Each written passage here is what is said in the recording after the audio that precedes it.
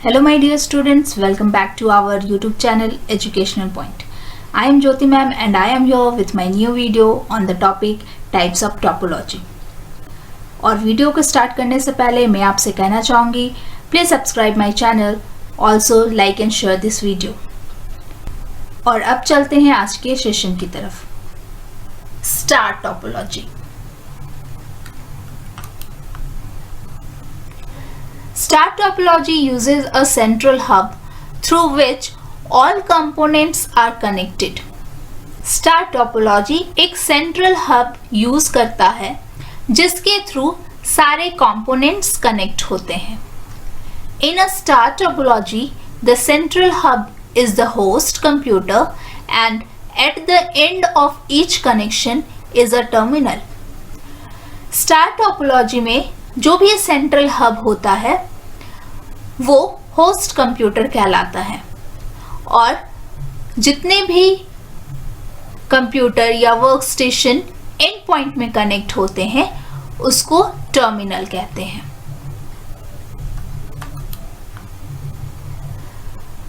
Nodes communicate across the network by passing data through the hub. Star topology में connected nodes आपस में communicate करने के लिए जो भी डेटा पास करते हैं वो हब से होकर जाता है। A star network uses a significant amount of cable as each terminal is wired back to the central hub. Even if two terminals are side by side but several hundred meters away from the host. एक star topology में significant amount of cable use किया जाता है क्योंकि सारे terminal का wire central hub से connect किया जाता है।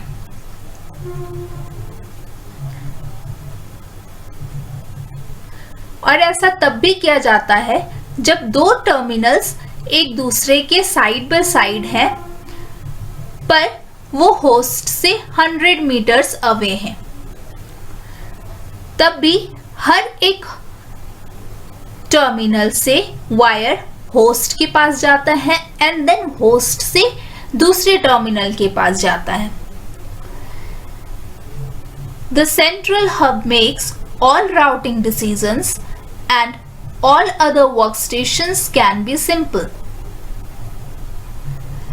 Central hub सारे राउटिंग डिसीजन लेता है और सारे वर्कस्टेशन सिंपली उसी की तरह वर्क करते हैं।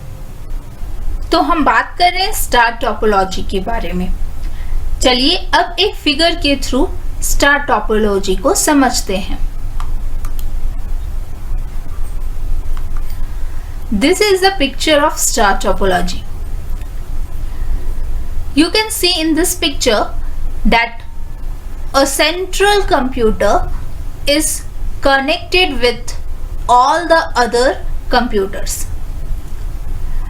तो यहाँ पर एक सेंट्रल कंप्यूटर है जिसको सेंट्रल हब कहा जाएगा और ये सेंट्रल हब को हम होस्ट कंप्यूटर भी कह सकते हैं और ये होस्ट कंप्यूटर अदर कंप्यूटर्स के साथ कनेक्टेड है।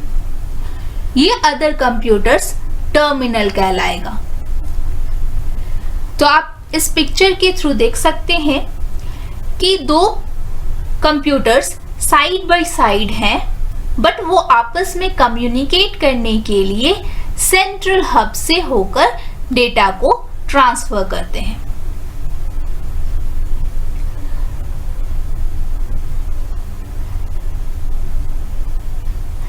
सेंट्रल हब राउटिंग के सारे डिसीजंस लेता है और वर्कस्टेशन उस डिसीजन पर वर्क करते हैं। तो आप यहां देख सकते हो कि इस स्टार टोपोलॉजी में significant amount of cable use किया गया है क्योंकि हर टर्मिनल से वायर सेंट्रल हब की तरफ कनेक्ट हो रहा है। तो हमने बात की स्टार टोपोलॉजी के बारे में और देखा कि किस तरीके से वर्कस्टेशंस आपस में कनेक्ट हैं थ्रू द सेंट्रल हब। अब बात कर लेते हैं स्टार टोपोलॉजी के एडवांटेजेस एंड डिसएडवांटेजेस के बारे में।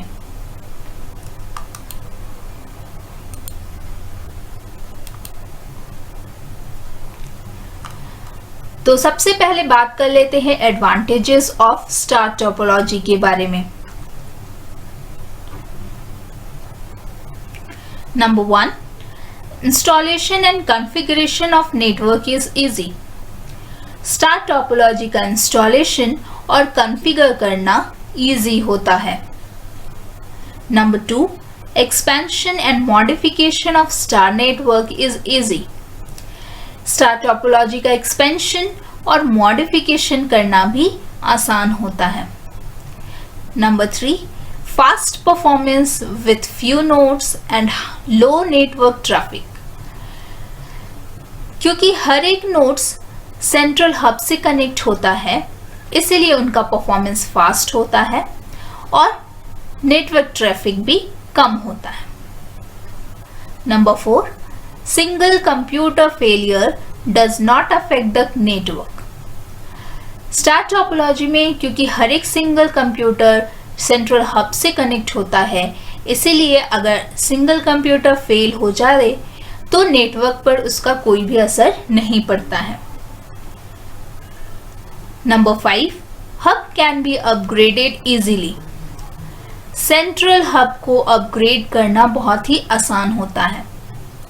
Number 6, faults in the network can be easily traced, that is easy to troubleshoot. Star topology network में अगर कोई भी फॉल्ट अराइज होता है तो उसको आसानी से ट्रेस कर लिया जाता है।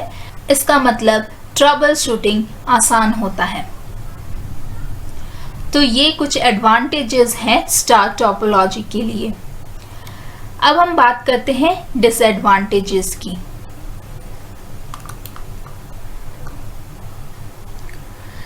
Number 1, cost of installation is high.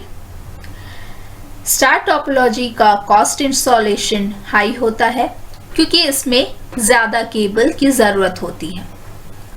Number 2, more cabling is required in comparison to tree और bus topology because each node is connected to the central hub.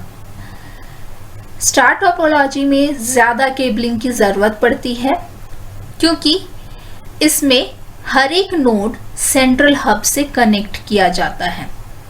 अगर हम ट्री और बस टोपोलॉजी से कंपेयर करें तो स्टार टोपोलॉजी में उनकी अपेक्षा बहुत ही ज़्यादा केबलिंग की ज़रूरत पड़ती है।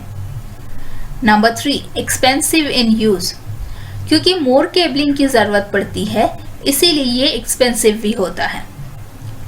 Number 4, if the hub fails then the whole network is stopped because all the nodes depend on the hub. अगर स्टार टोपोलॉजी में हब फेल हो जाता है तो सारा नेटवर्क स्टॉप हो जाएगा क्योंकि सारे नोड्स उसी सेंट्रल हब से कनेक्ट रहते हैं। Number 5, performance is based on the hub, that is it depends on its capacity. Performance भी हब के ऊपर डिपेंड करता है क्योंकि सारे वर्कस्टेशंस सेंट्रल हब से ही कनेक्ट होते हैं।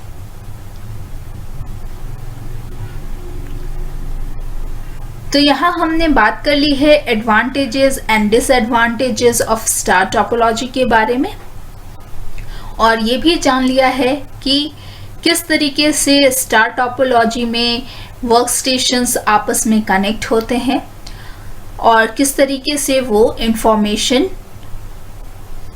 शेयर करते हैं। Thanks for watching this video. Please like and share this video. Also press the bell icon for further updates.